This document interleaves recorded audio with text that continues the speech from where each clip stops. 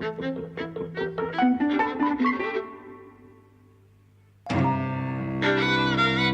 and welcome to Eavesdropping at the Movies. I'm Mike. And I'm José. And we are seeing another classic today, Double Indemnity. Yes. From 1944.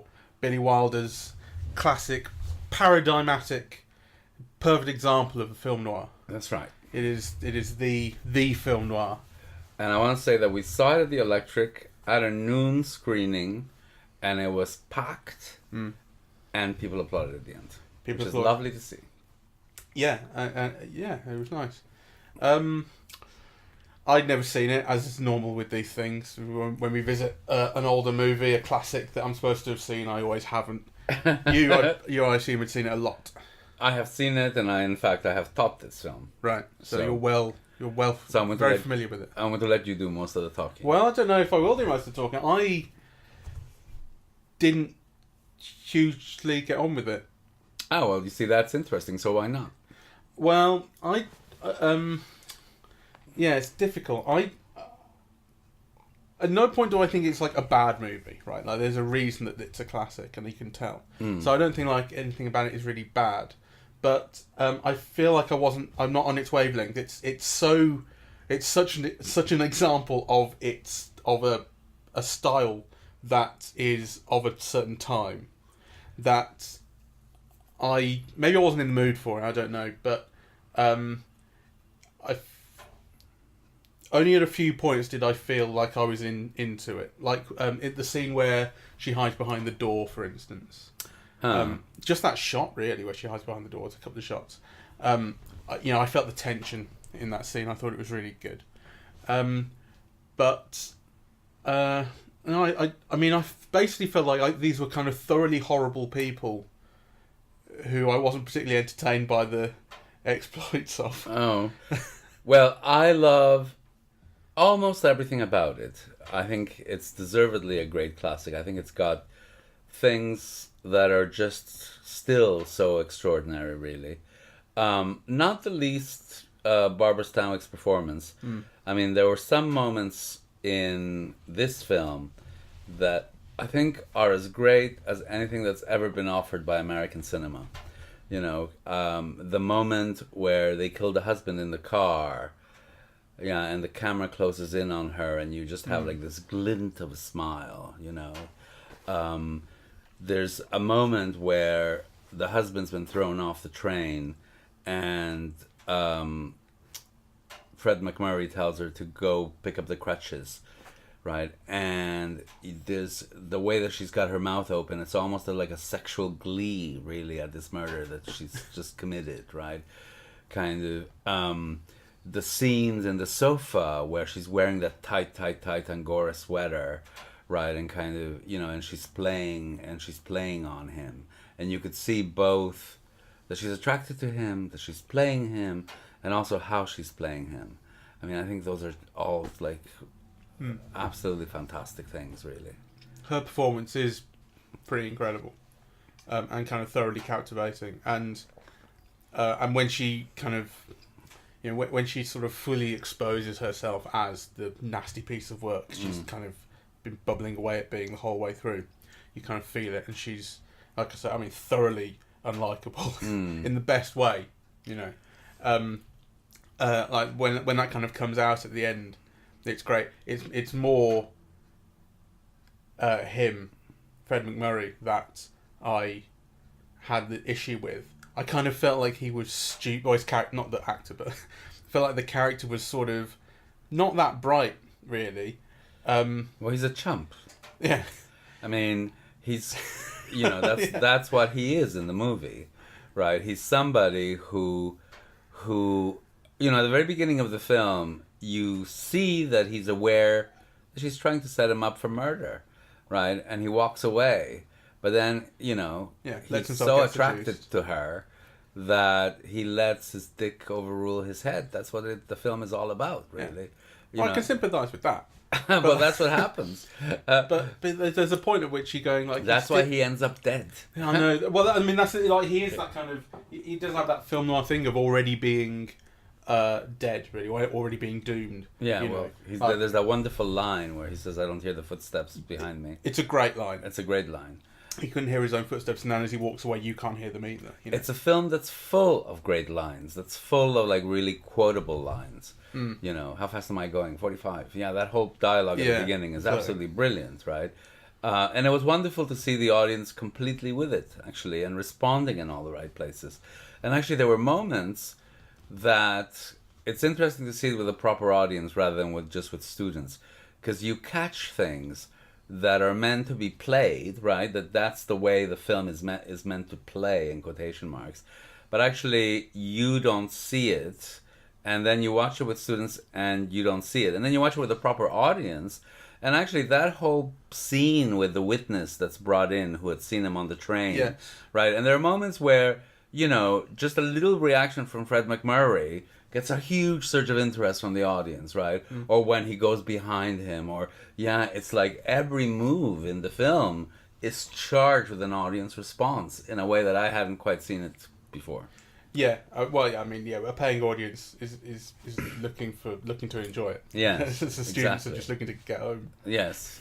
Well, you know, those but things. I know what you mean. Like it is true actually. That is, the film is full of little important gestures like that. That everything that happens, every move that happens, every time someone looks at someone, every time someone picks up the phone means something. And it's all about kind of control of information, how it reaches you, and what certain ththings mean. Because then you've got Edward G. Robinson kind of putting the story together as he sees it, based on information that he gets, and then how does that affect Fred MacMurray and blah blah blah.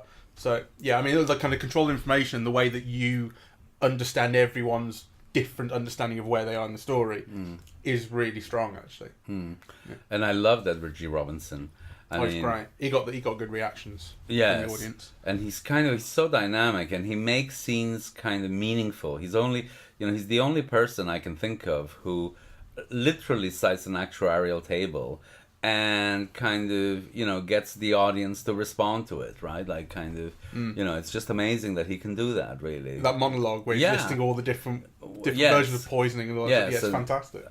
So, and it's full of technical terms and so on, and he's just brilliant, really. And I love the whole kind of relationship between him and Fred MacMurray that, Fred MacMurray's basically, that line at the end, "I love you," or no, closer than that, and he says, "Oh, I love you too." Yeah, kind of, and the fact that he'd been too close to him to suspect it.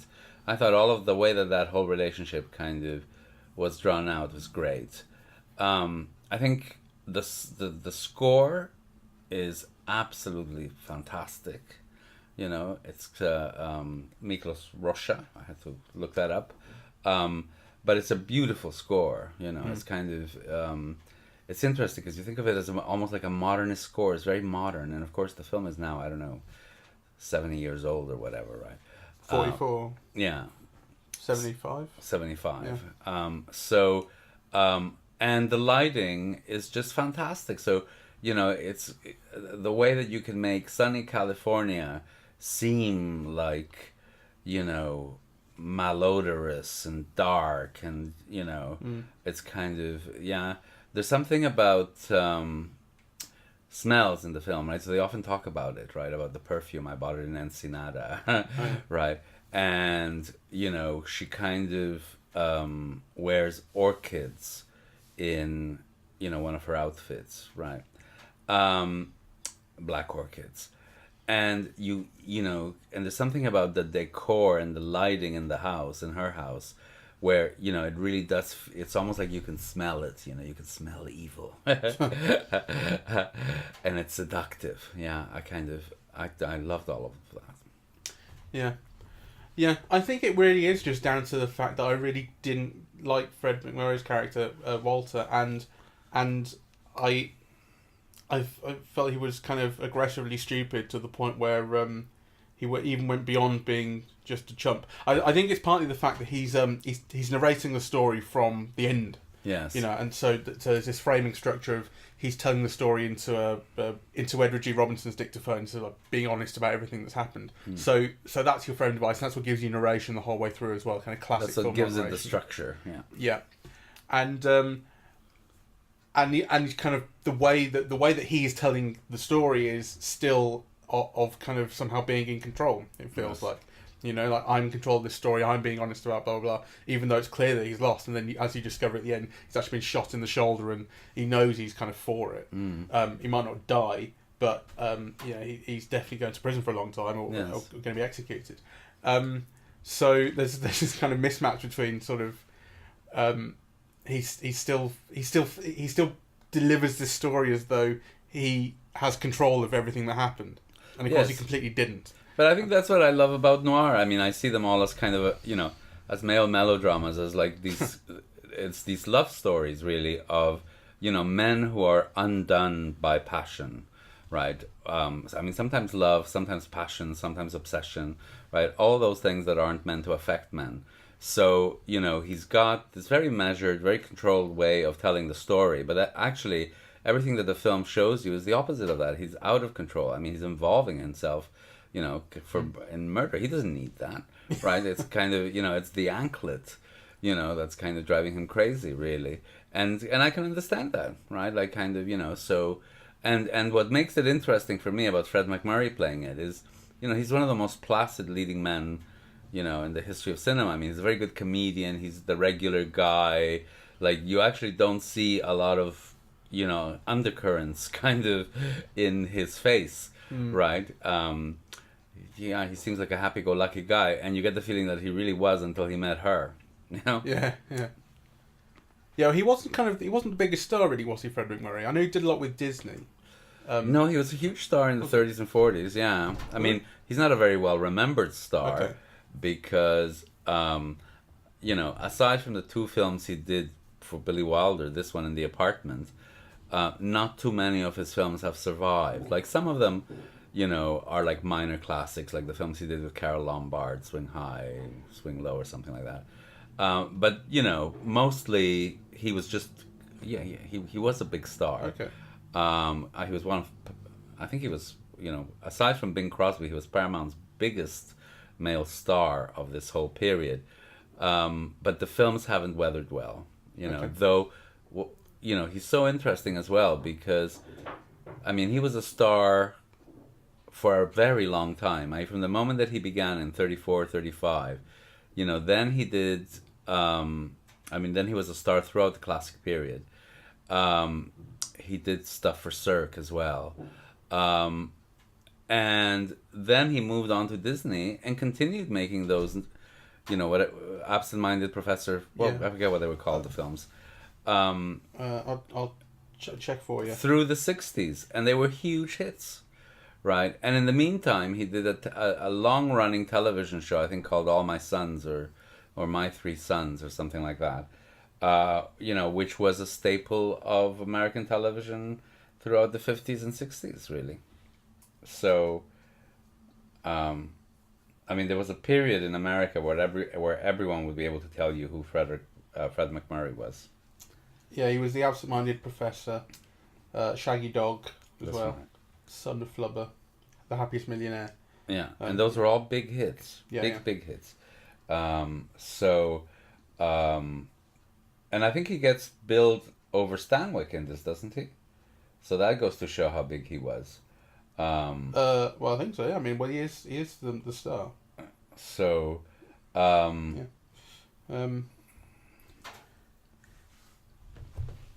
didn't like how often he said "baby." I think that is an issue with the writing. Yes. I don't know if that's seeing it with modern eyes and going, that doesn't seem to sound right. But, or whether it kind of would have seemed a little bit weird in 1944 as well. It was like he was saying, "Ooh, groovy, baby." I know.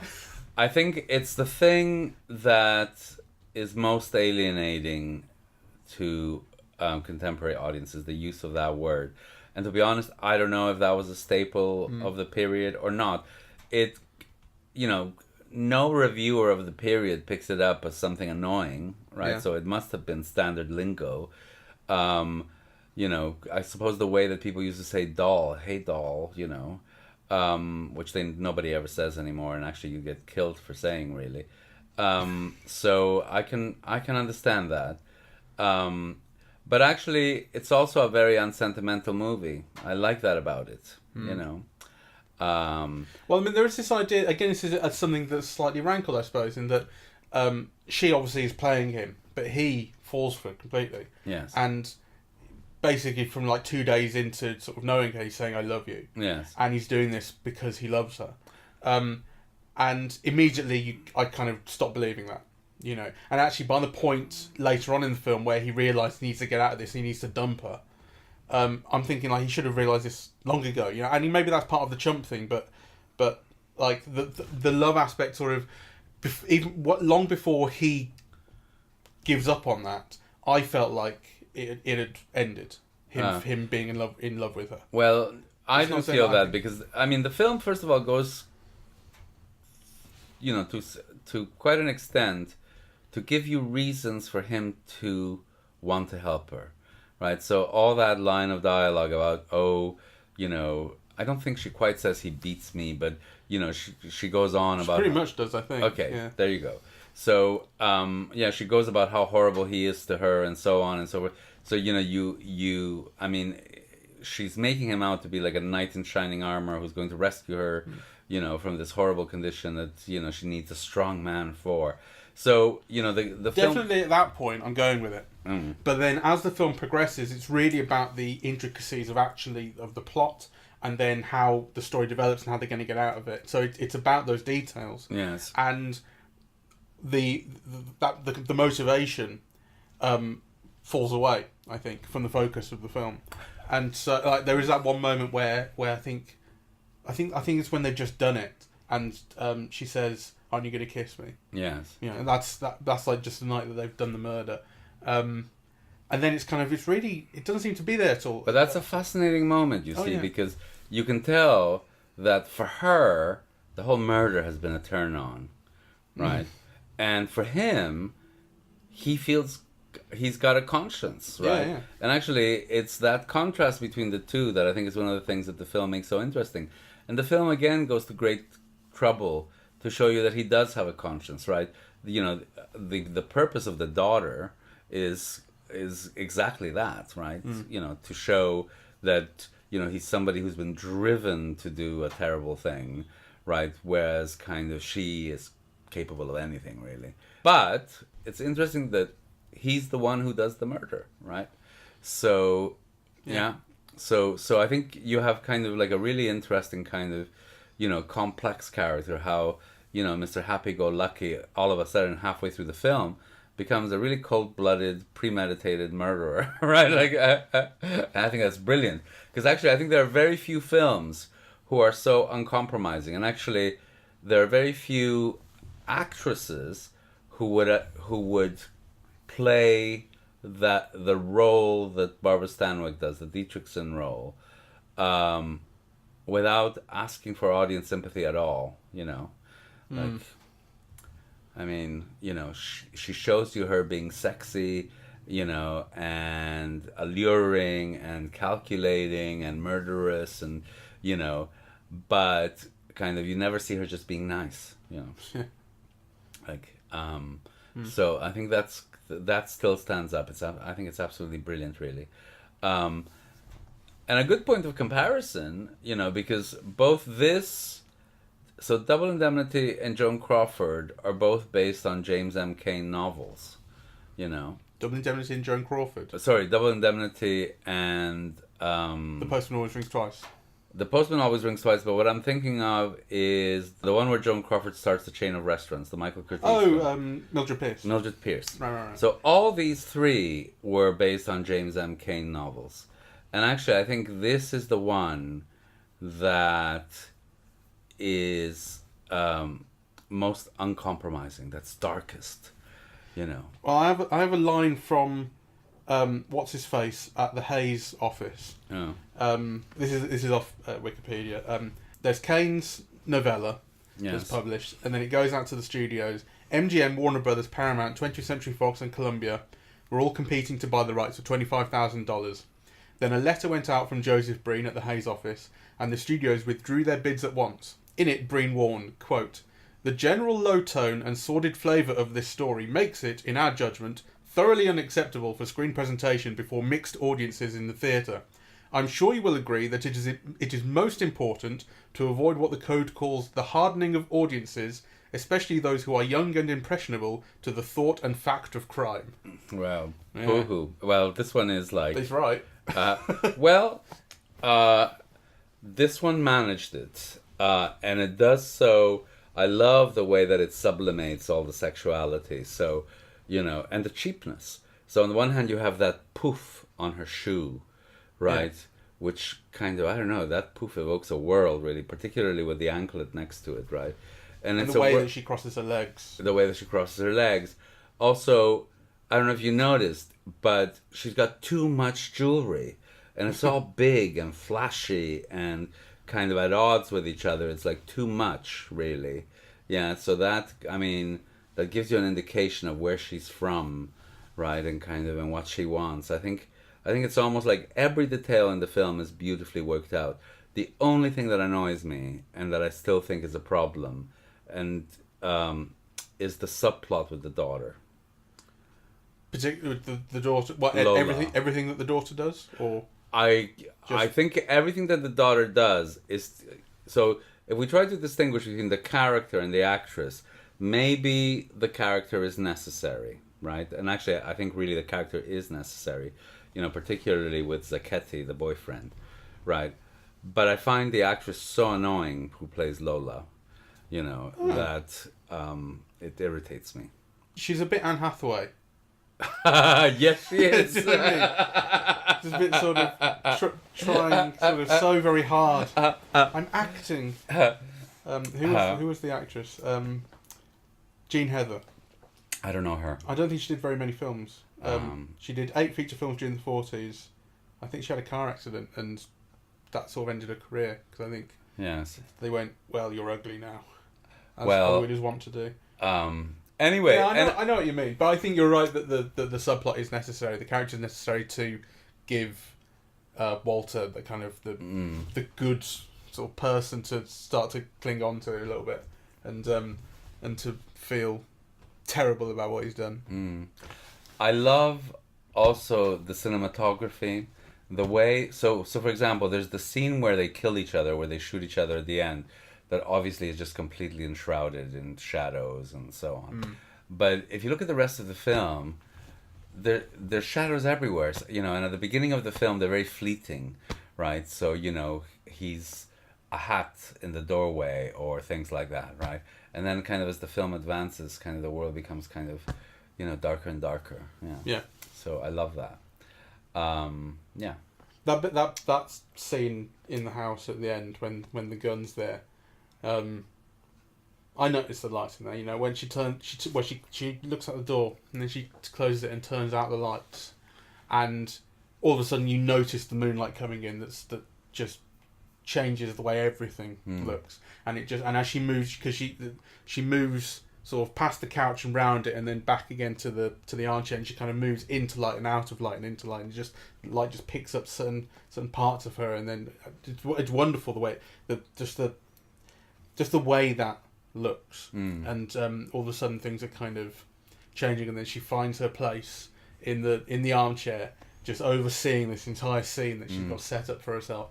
And of course he comes in the door in that hat, in the silhouette, and the film starts off with a similar image, doesn't it? It does. Over the opening titles, it's just a man. Is he on crutches? He's on crutches. Isn't the first which time, is yeah. like, I think that's the image of the film, really, kind of a man on crutches. Kind of, and actually it's very interesting that it's both her husband and her lover, right? And kind of they're both impotent in relation to her. That's kind of, it's really, I think that's a great touch. It was nominated for 7 Academy Awards and won 0. It was nominated for Best Picture, lost to Going My Way. Nominated for Best Director, lost to Liam McCarey for Going My Way. Look, you were talking up Liam McCarey a little while ago when we were doing the... Well, I like him except when movies he's doing Catholic propaganda. I mean, he's one of the great screwball directors. But, The Bells of St. Mary in particular, which is the sequel to Going My Way, it's just out and out Catholic propaganda, and I despise it. Barbara Stanwyck lost Best Actress to Ingrid Bergman for Gaslight. Yes. I love Ingrid Bergman in Gaslight, but this is a much greater performance, I think. Who else have we got? Best Screenplay was lost again to Going My Way. Well, it's a great screenplay. There's no question about it, really. It's a great, great movie. And I was really delighted to see how it played, with a paying audience today. And it's kind of a movie that I never cease of tiring, and I always kind of, notice something new in it. As I said, this time it was those elements of Stanwyck's performance, really. Kind of, the way that after the murder, she runs towards Macmurray with just like her mouth kind of, hanging open, like it's as if she's just ready to have sex, really. It's kind of quite amazing. The audience annoyed me. Today, why? They were making so much fucking noise. Well, that's a problem. That is, I agree. There's with one you. thing at Cineworld where they sell popcorn and shit, but there's quite another at the Electric where they sell cups of tea and that's it. And everyone's opening fucking boiled sweets, it seemed like, and taking ages doing it, like thinking they were being quiet by doing it slowly, and actually they were just prolonging the pain. Well, it's probably like a crowd that went out last night and has a hangover. Well, it made me very angry. It was a noon screening. But it was a one-off. It wasn't like they weren't just seeing the latest thing. The whole point was he was seeing. I know, but there were a couple of people who kept going to the toilet, right? Not once, but many times, and you think like, No, anyway, just the opening sweets, man. Just keep it to yourself. Just eat quieter food. Just a bit of bread.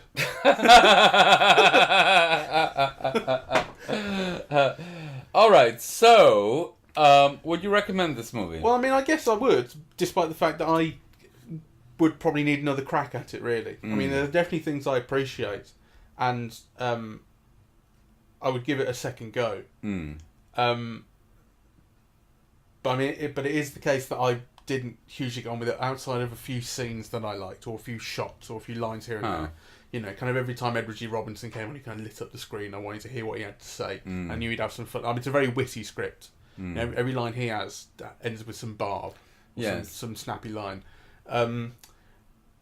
So I'd give it another shot at some point, but I didn't hugely get on with it. I wonder if it is just not my style, really. Maybe it's just been so influential that there is an element of that. I've seen it.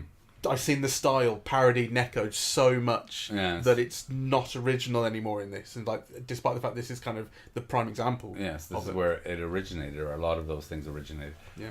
No, I still love it, and actually, kind of, there's a beauty to the symmetry of the screenplay. Like the thing with the matches. And how at the end it's Edward G. Robinson lighting matches for him. I mean, there's just so many touches, really, that, How does he do that match trick? Well, you can't do that with contemporary matches, let me tell you. But I think we now have safety matches. They don't automatically light up in your pocket like Edward G. Robinson says. That's the problem. Anyway, shall we wrap up here? Yeah, I reckon so. Alrighty. Well, thank you very much for listening. We are Eavesdropping at the Movies, and we are on SoundCloud, iTunes, and YouTube, Twitter and Facebook, and eavesdroppingatthemovies.com. Yes. And if you get a chance to see Double Indemnity on a big screen with a paying audience, do. Yeah, it was a nice full screening, and despite the fact that they all ate the wrong food, that was good. All right, bye-bye.